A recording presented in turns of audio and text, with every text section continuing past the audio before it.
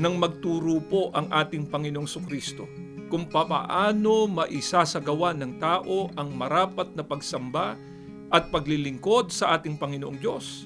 Ano po ba ang itinuro ng ating Panginoong Hesukristo?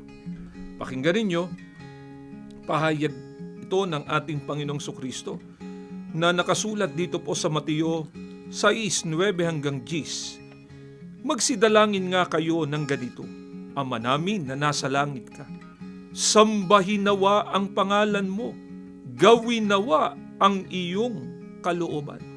Mga kaibigan, hindi po ba ito naman talaga ang tama? Yung maglilingkod, siya ang dapat na sumunod sa kung ano po ang ipinagagawa ng kanyang paglilingkuran. Kahit po sa karaniwang buhay, yung maglilingkod o yung magtatrabaho sa isang pagawaan, hindi siya ang dapat na masunod, kundi kung sino yung kanyang pagtatrabahuhan o paglilingkuran. Di lalong-lalo na po sa pagsamba at paglilingkod sa ating Panginoong Diyos.